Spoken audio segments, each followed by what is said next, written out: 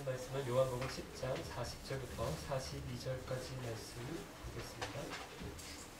요한복음 10장 40절부터 42절까지 말씀입니다.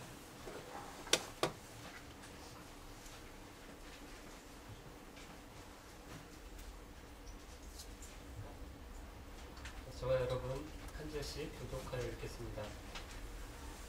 예수님께서는 다시 요단강 동쪽 전에 요한이 세례를 주던 곳으로 가셔서 거기 머물러 계셨습니다.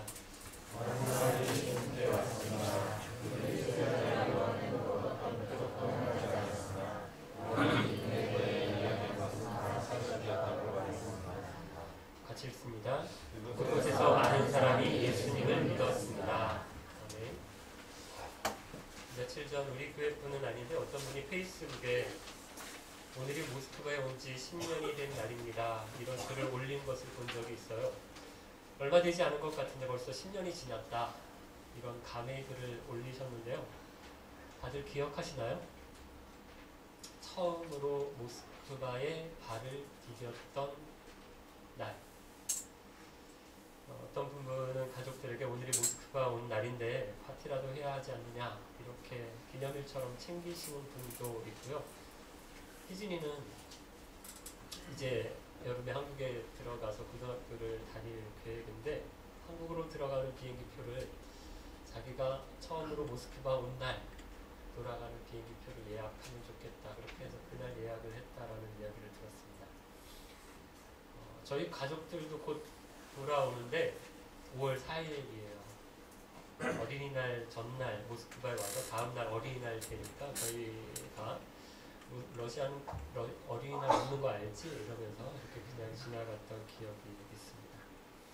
우리가 그날을 기억한다는 건 자기만의 기념일이죠. 모스크바에 처음으로 온 날. 그날을 기억한다라는 건 그만큼 모스크바라는 곳이 저와 여러분에게 의미가 있는 곳이기 때문이 아닐까 생각합니다. 서울에 있을 때와 비교해서 저도 모스크바에 와서 여러 가지로 변화들이 있었어요. 그 중에서 몇 가지를 생각해 보니까 첫 번째로 몸이 변했어요. 체중이 5kg 정도 불었습니다. 이제 되게 많이 달라졌어요. 이렇게. 근데 이제 달라진 부분이 별로 없어 보이잖아요. 이제 배가 나왔어요. 바지 때문에 고생이 많습니다. 허리에 맞추면 다리 통이 너무 이렇게 넓고 다리통에 맞추면 허리가 너무 좁고 막 이래서 이제 바지 사기가 어렵고요. 서울에 있을 때는 목이 자주 아팠어요. 그래서 만날 편도 때문에 아파서 한 달에 한 번 정도는 병원에 가서 링거를 맞고 그랬었는데 신기하게도 여기 와서는 한 1년에 한 번 정도 편도가 부을까? 체질이 바뀐 것 같아요. 대신에 코가 아파요. 그래서 자주 축농증에 비염에 지금도 계속 킁킁거리는 소리를 하고 있는 것 같아요. 가정적으로도 제가 많이 달라졌습니다. 서울에 있을 때하고 비교하면 정말 비교할 수 없을 정도로 제가 달라졌어요. 아내나 아이들이 어떻게 생각할지 모르겠지만 정말 제가 봤을 땐 사람 됐다고 할까요? 네.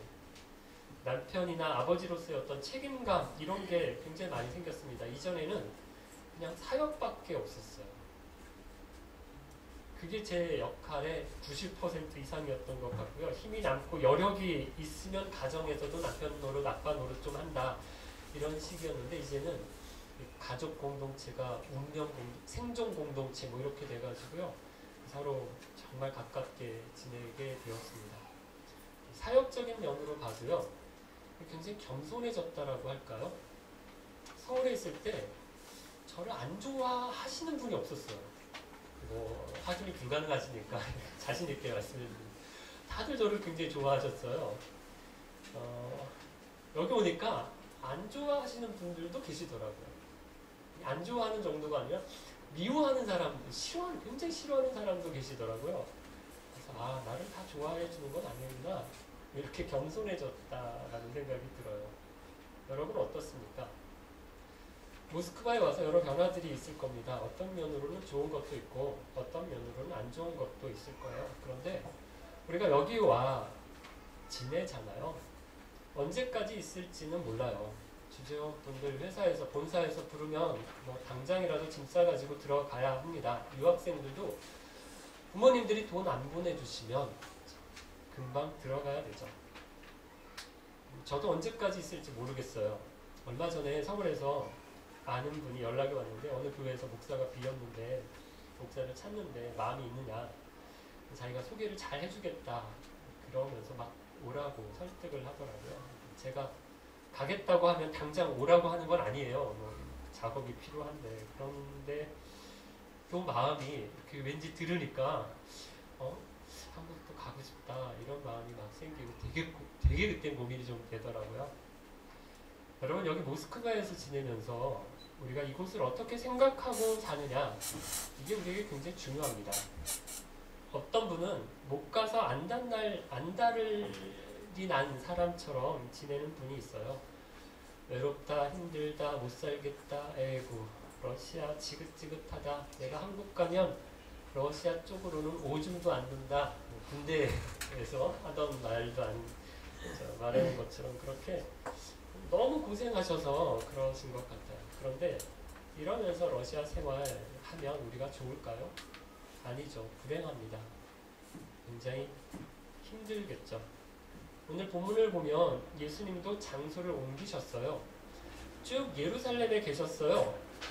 어디서부터 계셨는가, 예루살렘에 계셨는가 하면 요한복음 7장부터 예수님께서 예루살렘에 계셨다라고 나와요. 그때가 초막절인데 여러분 기억나십니까? 예수님의 친동생들이 예수님한테 와서 이렇게 말합니다. 아니 왜 초막절인데 여기 이렇게 시골에 있느냐, 갈릴리에 있느냐, 예루살렘에 가야 거기 사람들이 많이 모이는데 거기 가서 내가 메시아다, 그리스도다 라고 얘기를 해야지 왜 여기 이러고 있느냐, 이렇게 얘기를 한 적이 있어요.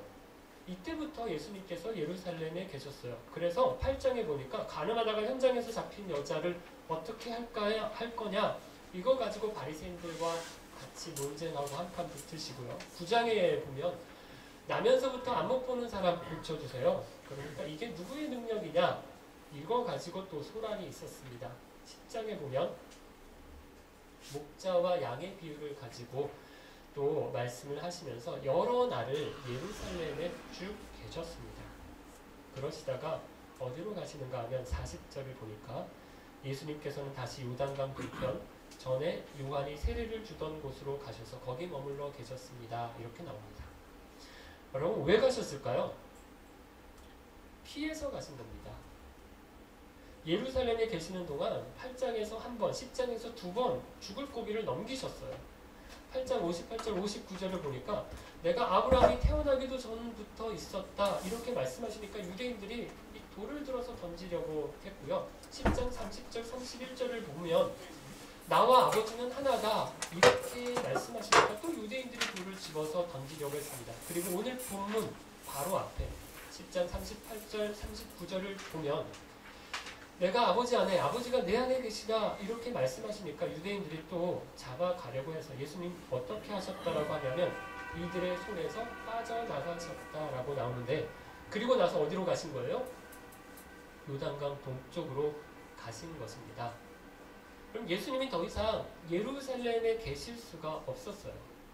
계속해서 유대인들이 예수님을 죽이려고 했기 때문에 예루살렘에 계실 수가 없었습니다. 그래서 예수님이 이 유대인들을 피해서 예루살렘을 떠나가신 거예요. 여러분, 예수님의 사역이 항상 성공했던 게 아니에요. 항상 잘 되고 예수님이 가시는 곳마다 사람들이 큰 호응을 해줬던 것은 아닙니다. 인정을 받았던 게 아니에요. 모든 사람이 다 좋아해주고 대접해주는 그런 사역하셨던 게 아닙니다. 그렇게 애를 쓰셨는데 열심히 가르치시고 많은 기적들을 보여주셨는데 어떻게 되셨다라고요? 죽게 되었다라고 되었습니다. 예루살렘에서만, 이번에 올라가신 예루살렘에서만 그것도 3번이나 죽게 될 고비를 넘기셨다라는 거예요. 대적을 받아서 잡아 죽이려고 하는 사람들이 주위에 있어서 그곳에 계속 계실 수가 없어서 피해서 나오셨다라는 것입니다. 사랑하는 여러분, 성경이 절대로 이걸 보장해 주지 않습니다. 예수 믿으면 복 받는다. 이거 맞습니까? 틀립니까? 예수 믿으면 복 받는다. 맞습니까? 틀립니까? 맞아요. 맞아요. 예수 믿으면 복 받아요. 웃으면 복 받고 예수 믿으면 복 받습니다. 기독교만큼 복 얘기 많이 하는 종교도 없습니다. 복 받습니다. 그런데 복이 세상에서 말하는 복 아니에요. 돈을 많이 번다. 자녀가 공부 잘하고 자녀가 좋은 대학 가고 자녀가 좋은 직장 들어가고 자녀가 좋은 결혼해서 잘 먹고 잘 산다. 이게 아니에요. 남편이 직장에서 승승장구하고 사업이 크게 번창하고 투자하는 주식마다 사는 부동산마다 대박 난다. 이게 교회에서 말하는 복이 아닙니다. 성경이 말하는 복은 마태복음 5장에 잘 나오죠. 제가 우리 깊은교회 처음에 와서 마태복음 5장 가지고 설교를 했었어요. 여러분 팔복에 이렇게 얘기를 합니다. 성경이 말하는 복, 예수님이 말씀하시는 복은 뭐가 복이라고요? 가난한 사람이 복이래요. 우는 사람, 애통하는 사람이 복이래요. 핍박받는 사람이 복이래요. 줄이고 목마른 것이 복이라고 얘기합니다. 여러분 이게 왜 복일까요? 전혀 복 아닌 것 같아요. 복 근처에도, 우리가 생각하는 복 근처에도 갈 것 같지 않은 그런 일들이 왜 복이라고 예수님이 말씀하십니까? 왜 8가지 복을 집어서 얘기하시면서 전혀 그러고 싶지 않은 것들을 얘기하면서 이게 복이라고 얘기하시는 것입니까? 그걸 통해서 우리가 하나님을 더 깊이 만난다면, 하나님을 더 깊이 경험한다면, 하나님의 사랑을 체험한다면 그게 복이라는 것입니다. 예수님도 보십시오. 사역의 큰 성공을 보셨습니까? 아니에요. 예루살렘에서 열심히 가르치고 대단한 이적들을 행하셨어요. 그런데 사역의 열매를 보기는커녕 오히려 배척을 받고요. 죽을 고비를 3번이나 넘겼습니다. 그래서 쫓겨나다시피 해서 예루살렘을 도망쳐 나와서 요단강 동편 멀리 도망가셨어요. 거기가 어디라고 나오냐면 광야입니다. 아무것도 없어요. 그런데 그곳에서 하나님이 어떻게 하십니까? 예수님을 회복시켜 주십니다. 어떻게 하나님이 회복시키시는가 하면 여기 예수님이 가셨다라고 하는 이 요단 동편 광야가 어디인가 40절을 보니까 다시 요단강 동쪽으로 가셨다라고 하고요. 여기가 어디라고요? 전에 요한이 세례를 주던 곳이다 라고 얘기를 합니다. 여러분 예수님이 왜 이곳에 오셨을까요? 여러 이유를 얘기할 수 있겠죠. 그런데 제가 생각할 땐 이곳이 예수님이 세례 받으셨던 곳이에요. 예수님이 세례 받으셨던 곳을 찾아서 오신 거예요. 처음 사역을 시작하실 때 그 시작하시기 전에 먼저 하신 것이 세례 요한에게 세례 받으신 것이거든요.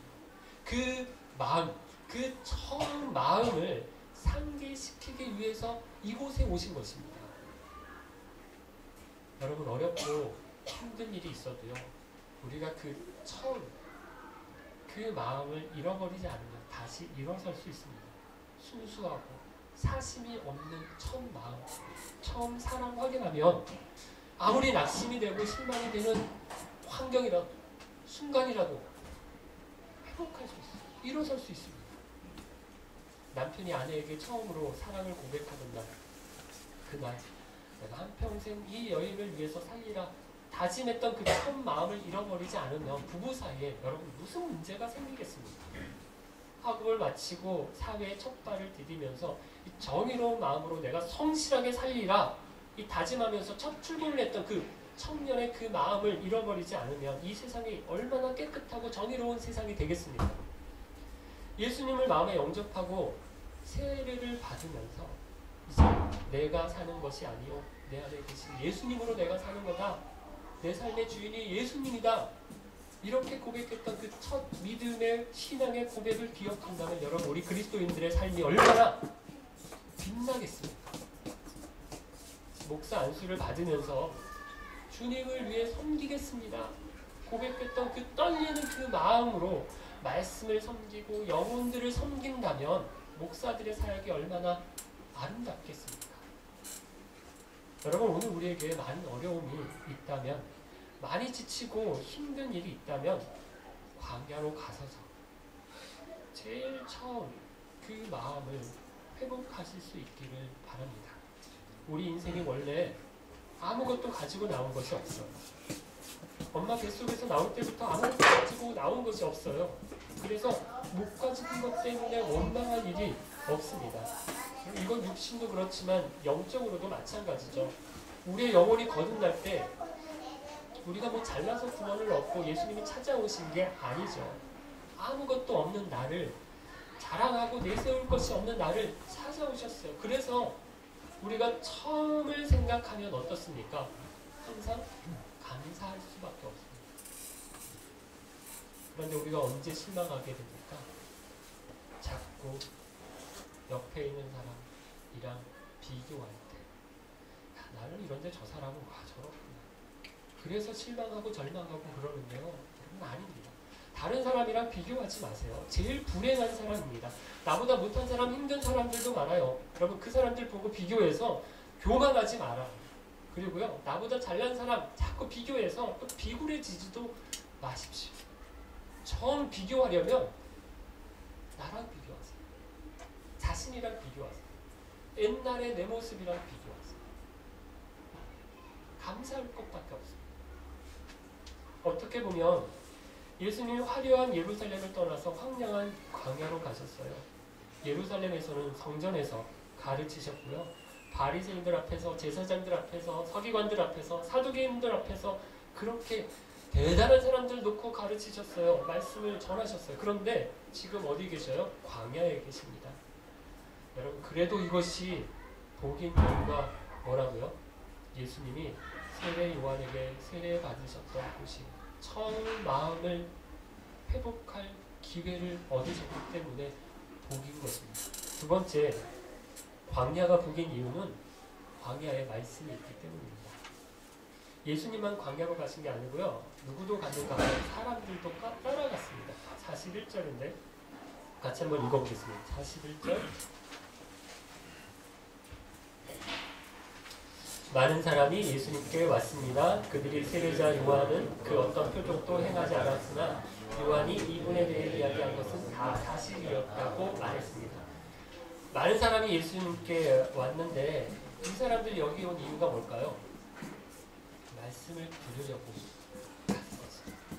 여기 온 사람들이 아마 예루살렘에서 온 사람들이 많을 거예요. 그런데 그렇게 예루살렘에서 여기 요단 동편까지 오는 것이요. 여러분 이게 쉬운 게 아닙니다. 잠깐 한두 시간 내서 오고 갈 수 있는 곳이 아니에요. 적어도 하루 이틀을 내야 됩니다. 그래야 다녀올 수 있는 거리예요. 뭐 교통수단도 발달되어 있지 않기 때문에 걸어서 나귀를 타고 겨우 한나절 하루 종일을 걸려서 가야 되는 곳까지 간 것입니다. 그런데 사람들이 어떻게 했다고요? 많은 사람들이 그 힘든 거리임에도 불구하고 많은 사람들이 예수님의 말씀을 들으려고 요단 동편의 광야까지 나왔다는 거예요. 여러분 우리나라 선교 초기에 사경회라고 있었어요. 요즘도 뭐 부흥회, 옛날 말로는 이걸 사경회라고 얘기를 하거든요. 사경회가 뭔가 하면 성경 공부를 하는, 성경을 공부시켜주는 집회라고 보시면 돼요.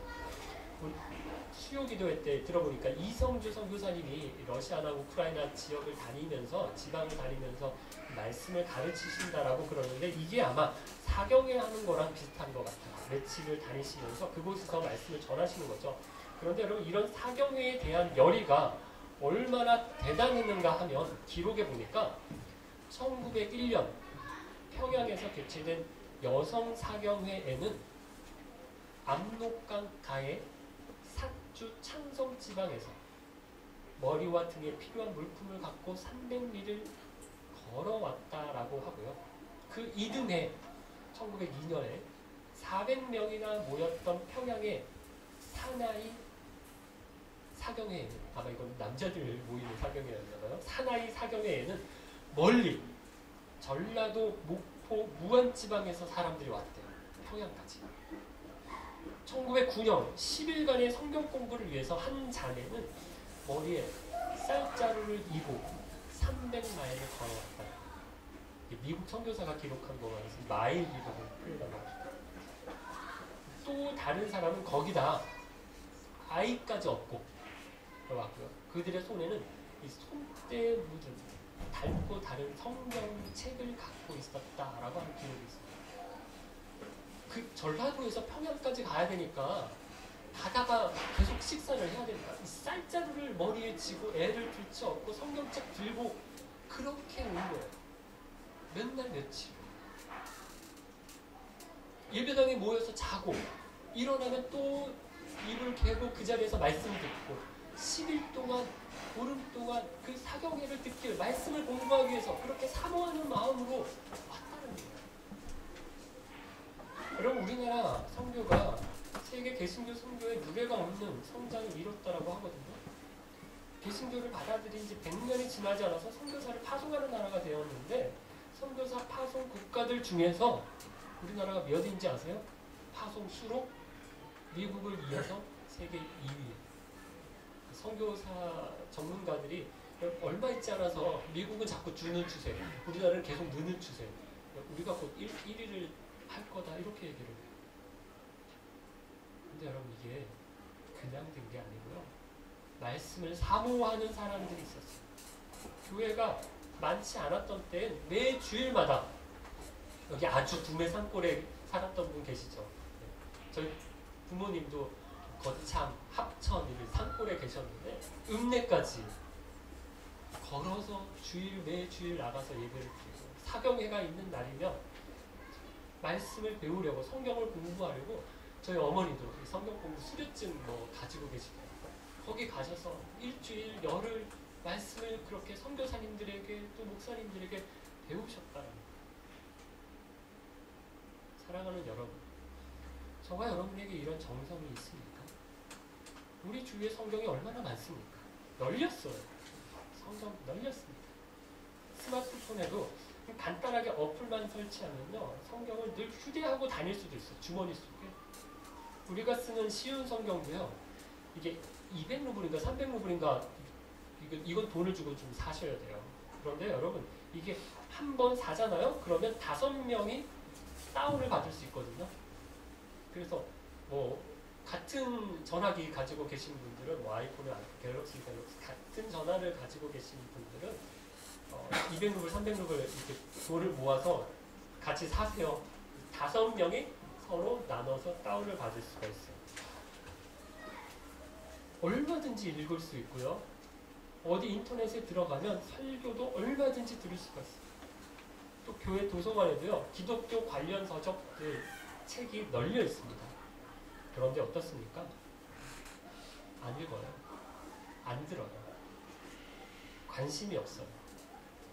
얼마나 우리의 관심을 끄는 게 많은지 성경에 관심이 없고 말씀은 시큰둥합니다. 어쩔 수 없이 주일에나 여기 나오셔서 겨우 이 30분 성경 말씀을 듣고 예배 시간에나 있는 거죠. 5월부터 다시 내일 성경 주문을 받으려고 해요. 이거 제 아내가 담당자인데 자꾸 잊어버린대요. 신청하는 분이 적으니까 자기도 까먹는다 이러더라고요.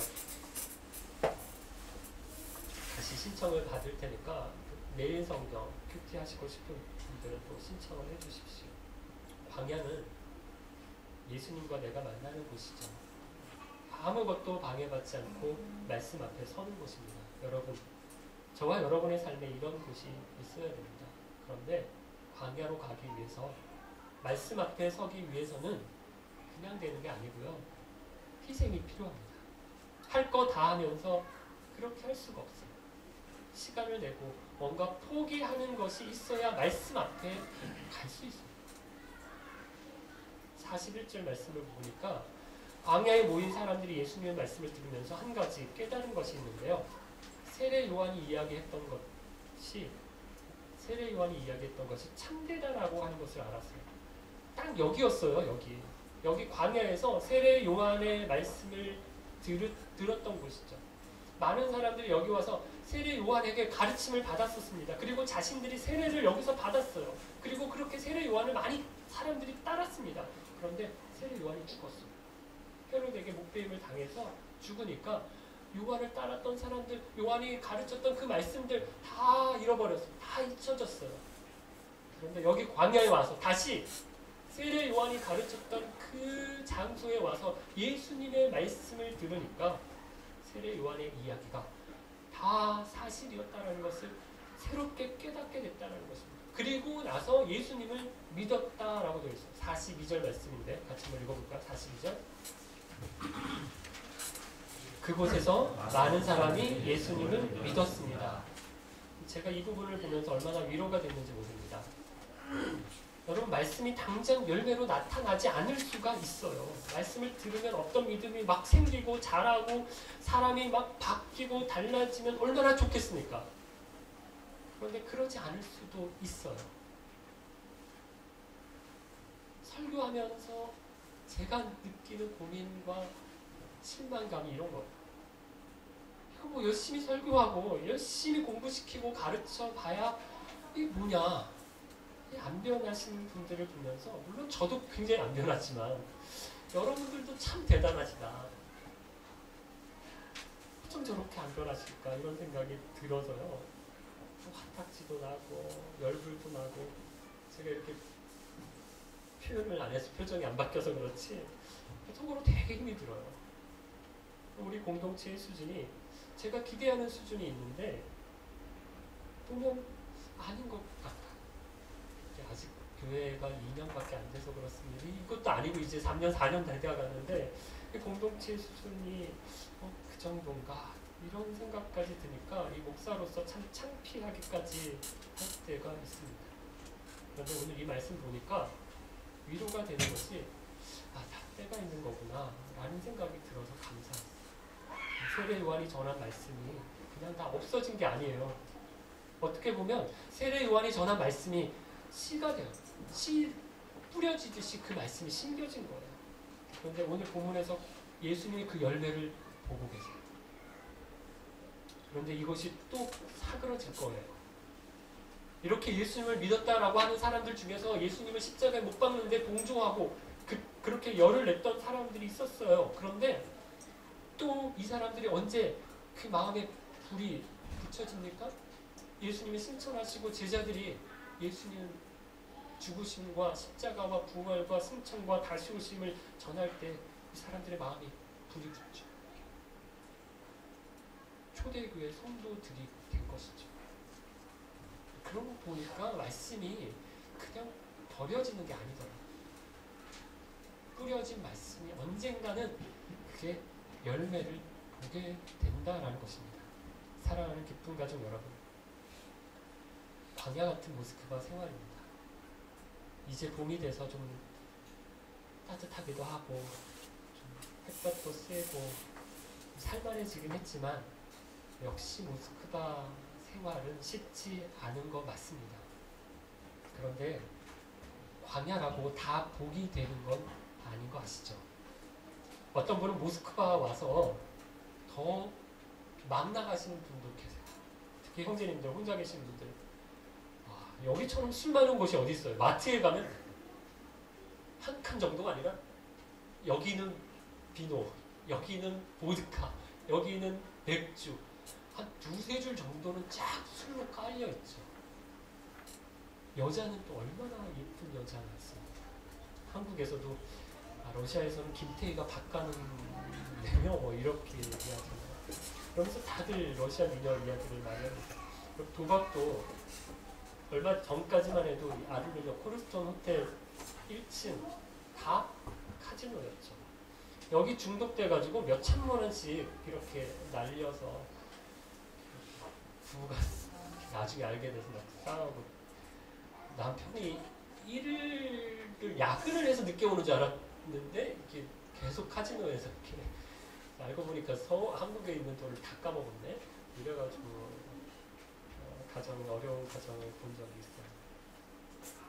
자매님들도 여기 날도 춥고 어둡고 말도 안 되고 바깥 활동도 어려우니까 좀 외롭다고 하고 우울증 때문에 고생하시는 분들도 많죠.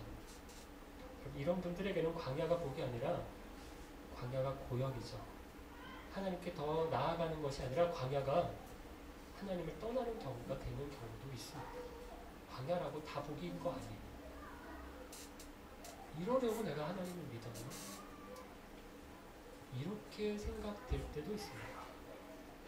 그런데 광야가 복이 되려면 하나님만 바라봐야 합니다. 겸손하게 주님 바라보면서 말씀 앞에 나아가고 말씀 붙들 때 처음 마음, 처음 사랑 갖게 해주세요. 그리고 우리를 회복시켜 주십니다. 그럴 때 광야가 복이 되는 것입니다. 광야 같은 날을 지나고 계십니까? 우리 주님이 광야로 나아가셔서 회복을 경험하시고 사람들이 광야로 나아가서 말씀을 깨달았던 것처럼 광야가 복이 되는 저와 여러분 되시기를